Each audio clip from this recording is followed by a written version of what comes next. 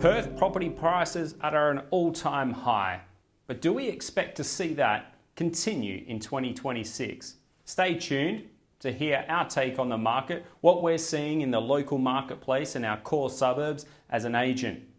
Hello guys and welcome. My name's Ash Swartz and welcome to this 2026 quarter one market update. Let's first look at WA versus the national market and the rest of Australia. Now, Perth recorded a market increase of 15.9% for 2025, and that's more than twice that of any other state in the country. 2026, as we can see, has started strong with already 2% price growth in January alone. Now, in our core suburbs of Gosnells through to Mundijong, we did much better than what Perth did. We actually reported double the growth of Greater Perth, sitting at 30% growth for 2025. So why did our core suburbs grow so much over last year, especially when you compare that to Greater Perth or also all of Australia? And that mainly had to do with the new first home buyers scheme, which was implemented in October. For as little as 5% deposit, first home buyers were able to afford up to an $850,000 price cap. This was previously $600,000.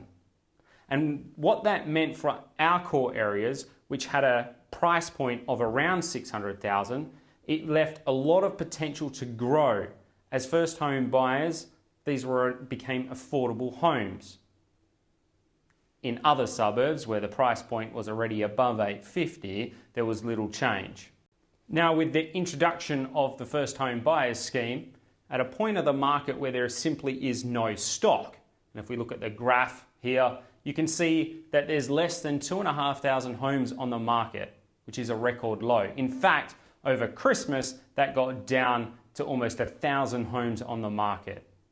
And that's alarming. Why? Because there's simply no properties available for people to buy. And with nothing to buy and really strong demand, prices are forced upwards.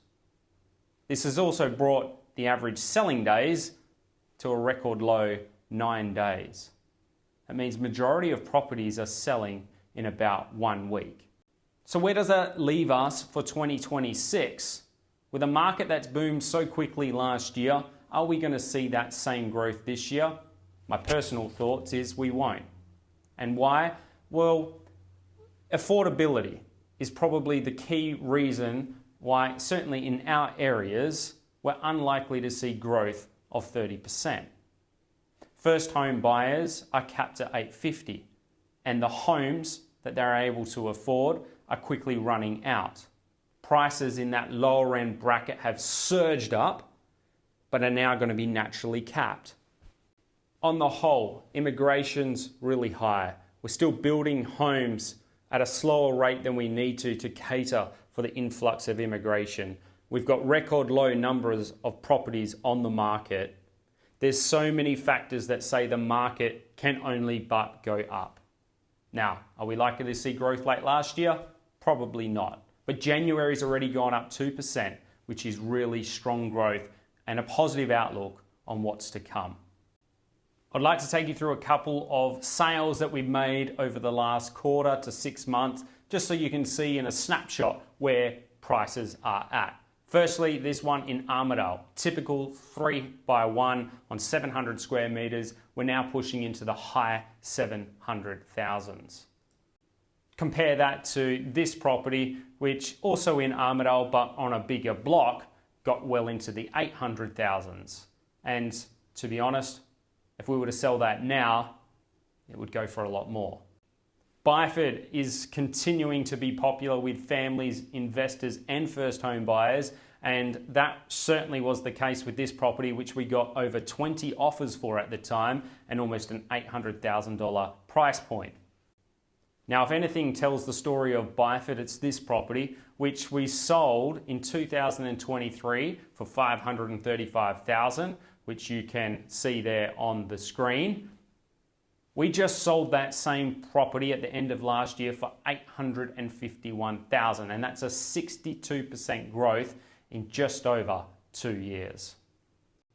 We're starting to see some more properties come on in Whitby, with this property selling late last year for $825,000, and that was a record at the time, although there is a couple of properties in the same estate now on the market sitting in the low nines. And that again is a testament of how quick this market is actually moving.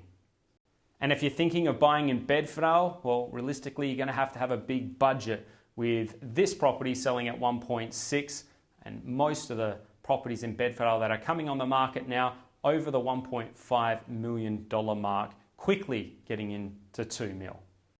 We've had a lot of listings in Baldivis over the last 6 months, and prices there are also just insane. Most 4x2s there now creeping up to that $1 million mark, with exceptional homes getting as high as $2 million. Mundijong never has enough stock. We've got a long list of buyers trying to get into Mundijong, and there's just very, very rarely anything in town that's on the market. And because of that, we've seen exceptional growth. Like this property in Sillich Court, where we got over $1.1 million for a renovated 4x2 on just under 1,000 square meters. Thanks for sticking around till the end. Please guys, don't hesitate to reach out if you'd like us to appraise your home, give you an update, have a strategy session, tell you how to get the most out of the market. We're here to help. Probably the hardest thing in this market is making that move, finding a property to buy while still juggling the sale of your property. And as an agent, we've got some really good strategies around that. And we're more than happy to sit down with you, have a chat, and work out how we can not only get you a really good result on your price, on your property, but also help you into the next house. My name's Ash. Thanks again, and I'll see you next quarter.